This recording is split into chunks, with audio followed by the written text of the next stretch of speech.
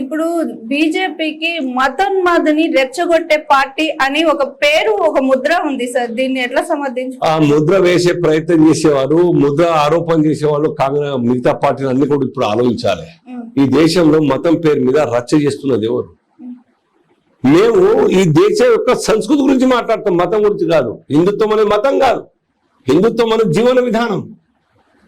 So హిందుత్వాన్ని మతం పేరుతో జోడించి అసలనే మతోన్మాదులు ఉన్మాదులు వాళ్ళ సైడ్ చంకర పెట్టుకుంటా ఉంటుంది.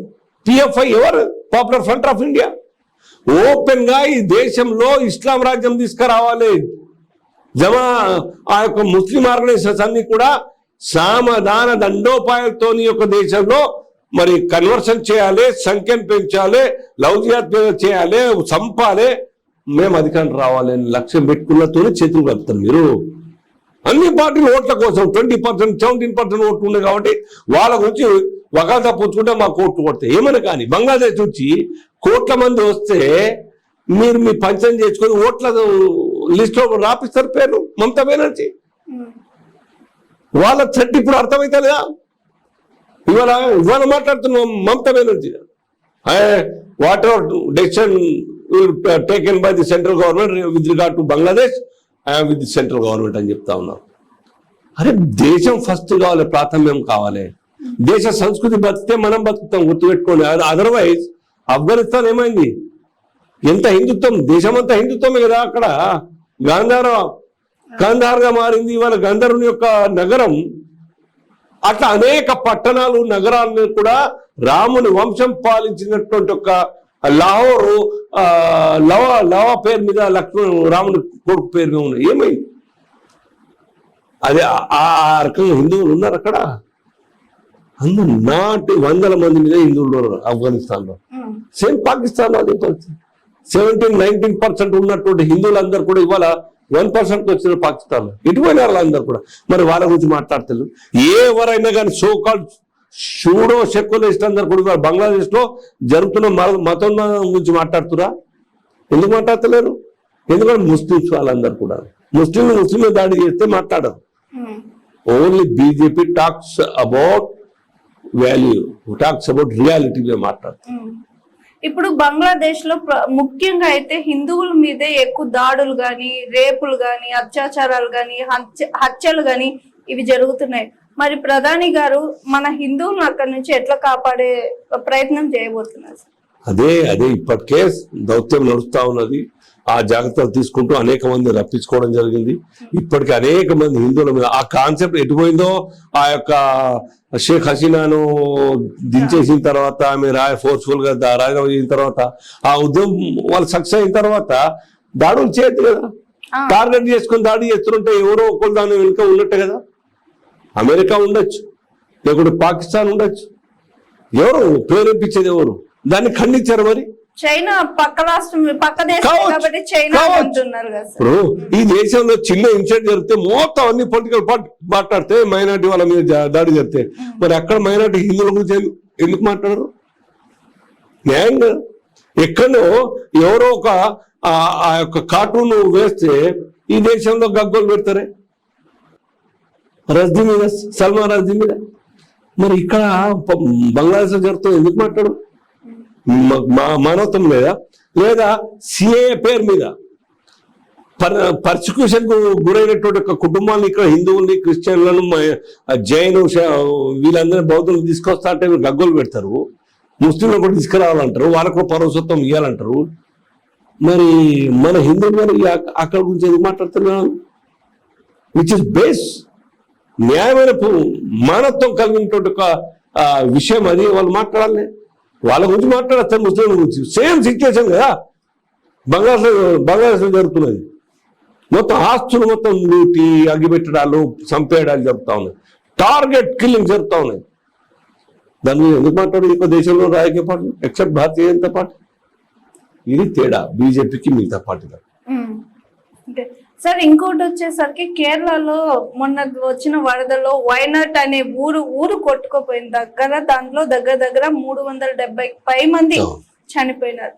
సో ఇప్పుడు కేరళ రాష్ట్రాన్ని మన ప్రధాని గారు ఎలా ఆదుకోబోతున్నారు, చనిపోయిన వాళ్ళ కుటుంబాలకు ఎలాంటి భరోసా ఇస్తున్నారు అంటే దీని గురించి ప్రధాని గారు ఎక్కువ ఎక్కడ మాట్లాడింది లేదు. ఒక ట్వీట్ చేసి సానుభూతి తెలియజేశారు కదా. సో దీని మీద కూడా రూమర్స్ వస్తున్నాయి. దీన్ని మీరు ఎలా చూడొచ్చు? విచిత్రం అంటే పని జరిగింది చూడాలి గాని ప్రచారం కోసం గోరంతా చేసి కొండంతా చెప్పుకునే అలవాటు మాకు లేదు. మా బాధ్యతగా ఎప్పటికప్పుడు అనుక్షణం అక్కడ కమ్యూనికేషన్ ఉంచుకుని అక్కడ పనిచేస్తా ఉన్నది. కేంద్ర సపోర్ట్ బలగాలు పోతా ఉన్నాయి, సపోర్ట్ చేస్తా ఉన్నది. భారతీయ జనతా పార్టీ ఫీల్డ్ లో దిగి పనిచేస్తా ఉన్నది, ఆర్ఎస్ఎస్ పనిచేస్తా ఉన్నది, ఫైనాన్షియల్ గా సర్కార్ తరఫు పనిచేస్తా ఉన్నారు, అప్పీల్ చేస్తా ఉన్నారు. అందరికి ఉన్న దాతలు రండి ముందుకు రాని చెప్పేసి. ఇది కాదా అంతే. ఇంకా పెద్ద మొత్తంలో నష్టం జరిగేది జరగకుండా జాగ్రత్త పడి షిఫ్ట్ చేయడం జరుగుతా ఉన్నది. ఎవరు చేస్తారు? రాహుల్ గాంధీ యొక్క కాన్స్టిట్యూన్సీ అది వయనాడు. మరి పోయినారా? ప్రియాంక గాంధీ పోయినారా? మీ బాధ్యత కాదా? మా వాళ్ళతో అందరు ఉన్నారు అక్కడ. మీరు ఏం చేస్తే any Congress can find out single Congress కార్యకర్త ఆ ఫీల్డ్ లో సేవ చేసేటువంటి పరిస్థితి కనబడా చూపించండి నాకు. ఇది తేడా. ప్రచారం కోసం భారతీయ జనతా పార్టీ కాదు, ప్రాక్టికల్ గా పనిచేసేటువంటి ఒక పార్టీగా, ఇవాళ ప్రజల కోసం చేసేటువంటి పార్టీగా ఇవాళ మేము మా లైన్ ఆఫ్ వర్కింగ్ సిస్టమ్ అది. ఓకే, తెలంగాణ గురించి మాట్లాడితే బిఆర్ఎస్ ను వెనక నుండి నడిపిస్తుంది బీజేపీ అని కాంగ్రెస్ వాళ్ళు బాగా చెప్తున్నారు. ఇది బాగా స్ప్రెడ్ అయింది సార్ ఇది అయితే బిఆర్ఎస్ వాళ్ళు తీసుకెళ్లి బీజేపీలో విలీనం చేస్తారు. వీళ్ళేమో బిఆర్ఎస్ వాళ్ళు కాంగ్రెస్ ని వెనక నుండి నడిపించేది బీజేపీ, కాంగ్రెస్ ని తీసుకెళ్లి బీజేపీలో విలీనం చేస్తారు. ఇవన్నీ వస్తున్నాయి. మెయిన్ పిల్లర్ గా బీజేపీ నిలుస్తుంది. ఎందుకని ఎలా రెండు మీరే అడుగుతున్నారు, మీరే చెప్తున్నారు కదా. సో ఆ మాటల్లో ఆరోపణలు వాస్తవాలు లేవు. భారతీయ జనతా పార్టీ ఎవరికి సపోర్ట్ చేయదు, ఎవరికి ఎన్నుకుండి నడిపించాల్సిన అవసరం మాకు లేదు. మేము ఇండిపెండెంట్ గా ఒక రాష్ట్రంలో ఎదగాలనుకుంటున్నాం. రెండు పార్టీలు చేసే తప్పుల్ని ఎత్తి చూపి ప్రజల ముందు దోచిగా నిలబెట్టాలని చేస్తున్నాం, అదే చేస్తున్నాం. ఇవాళ బిఆర్ఎస్ పోయిందంటే కేవలం భారతీయ జనతా పార్టీ పోరాటం వల్లనే. మంచి ఏ రకంగా సంజయ్ గారు వారి యొక్క హయాంలో చేసిన కాలంలో ఏం బాగా పోరాటం చేస్తారు. మేమందరం కూడా కష్టపడ్డాం. Whatever decision taken by the state party then president, మేమంతా కూడా ఉధృతంగా ఉద్యమాలు చేసినాం. లాఠీ దెబ్బలు తిన్నారు, అరెస్ట్ లైన్, కేసు లైన్, చాలా లాస్ అయినాం. దాని కారణంగా ఈ యొక్క రాష్ట్రంలో బిఆర్ఎస్ అవినీతి మొత్తంగా కూడా బయటపడి ప్రజల్లో చర్చ జరిగి ఓటు వ్యతిరేకంగా వేయడానికి సిద్ధమైనటువంటి ప్రజల్లో అప్పుడు కాంగ్రెస్ కు అడ్వాంటేజ్ అయింది. ఆ వ్యతిరేకత కమ్యూనిస్ట్ పార్టీలు సభలు పెడతాయి, పెద్ద సభలు పెడతాయి, 1,00,000, 2,00,000తో పెడతా ఉంటాయి. మరి ఏ కాన్స్టిట్యూన్సీలు కూడా వాళ్ళకు 5,000 మించి రావు. అట్లా మేము చేసే పోరాటం చేస్తాం. మేము అనుకునే ఒక 30 సీట్లు వస్తాయని చెప్పేసి ఎన్ని గెలిచినాం, 19 చోట్ల సెకండ్లో వచ్చినాం. న్యారోలో కొన్ని సీట్లు ఓడిపోయినాం.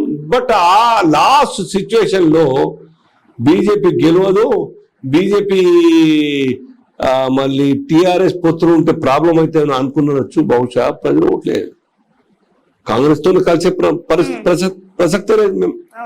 సో ప్రజల మనసులో బీజేపీ పొత్తు అయితే పోస్ట్ ఎలక్షన్ అనుకున్నవచ్చు. కాబట్టి వ్యతిరేకత కేసీఆర్ మీద ఉన్నది కాబట్టి, కేసీఆర్ ఏ కోసం గెలవనియదు కాబట్టి కాంగ్రెస్ కి ఇస్తున్నారు. దాని కారణంగా అడ్వాంటేజ్ కాంగ్రెస్ కి అయింది తప్ప బీజేపీ మీద వేరే అభిప్రాయం ఉండి కాదు. బీజేపీ మంచిదే కాబట్టి ఆ అభిప్రాయం మళ్ళీ 3 మాసాలు 4 మాసాలు మరి ఆ అభిప్రాయం మరి యాజ్ ఇట్ ఈస్ గా స్టేబుల్ అయింది. ఎంపీ ఎలక్షన్ గెలిపించినారు. సో వచ్చే భవిష్యత్తు భారతీయ జనతా పార్టీది. రాబోయే కాలంలో స్థానిక అంశం, తెలంగాణ అంశం ఉండదు కాబట్టి మళ్ళీ విశ్వాసం కోల్పోయిన కుటుంబ పరిపాలన మళ్ళా వాళ్లకు ప్రజలు ఓటేయరు కాబట్టి కాంగ్రెస్ పార్టీ అనేక 100 అబద్ధాలు ఆడి ఒక్కటి కూడా చేయలేని పరిస్థితి ఉంటుంది. కాబట్టి ఆ రెండు పార్టీలు కాదని బీజేపీని సపోర్ట్ చేస్తే బీజేపీ అధికారం రావడం ఖాయం.